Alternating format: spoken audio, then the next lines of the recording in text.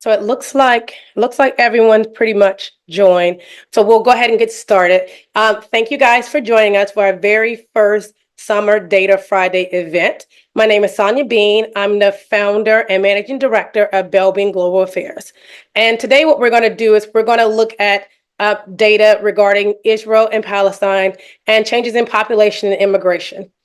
Just to give you a little bit of background, the reason why we decided to start the Data Friday series is because most discussions regarding Israel and Palestine these days get emotionally charged and they quickly become political. And so we wanted to have a way where we can discuss with our community things that's going on in Israel and Palestine in an objective way. And there's an old American saying, the numbers don't lie. So what we decided to do is look at the numbers, look at the data, and have a conversation with everyone regarding the statistics. So today, we're going to talk about population change and immigration in Israel and Palestine. We're going to start in 1850. We're going to start with the Ottoman Empire in 1850. We're going to look at the population for the Palestine province.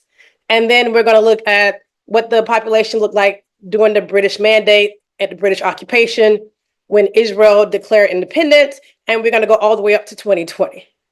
So at the end, after we look at all the data, we'll have a question and answer session where you guys can ask us questions. So let's go ahead and hop into the data. So as you see right here, these are charts for population change in Israel and Palestine.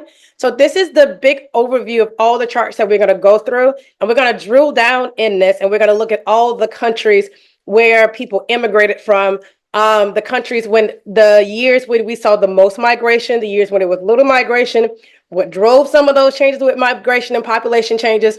And of course, we're going to talk about who was occupying the land at the turn of the 1900s and how the occupation changed over time. Those of you with eagle eyes, I'm pretty sure someone's going to see Romania with a U and not with an O. That's because where the data series comes from, that's how it was spelled. And everybody who deals with data knows garbage in, garbage out. We didn't want to change the data to suit our needs, so that's why that's spelled that way.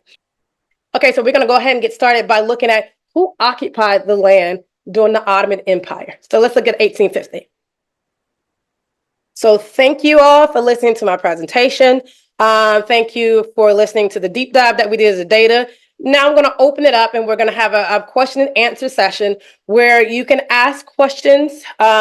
Just type your questions in the chat and we'll talk about the data. Now, in order to keep this, the conversations on topic, I do ask that all your questions are regarding the data that we saw today. Anything that's outside of the scope of what we talked about today, I'm happy to discuss with you. We can set up a 30-minute meeting and we can have a one-on-one chat. But for now, I would like to take questions about what we talked about.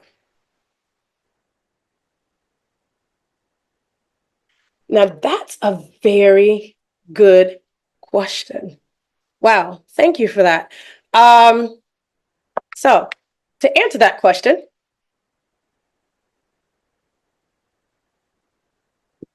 I can tell you really honed in on the Europeans that immigrated,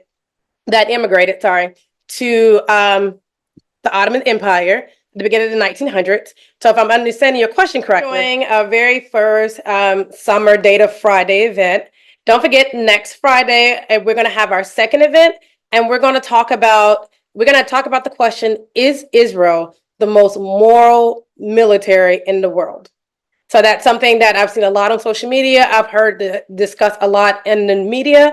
And so we're going to look at the numbers. We're going to look at the data regarding Israel's current military events. And we're going to look at the fatalities that's currently happening. And we're going to discuss, does Israel have the most moral military in the world? So don't forget, go to bellbeingglobal.com and get your tickets so that you can join the discussion. I'll see you later, and thank you for having such a lively discussion. I really enjoyed today's session. Thank you.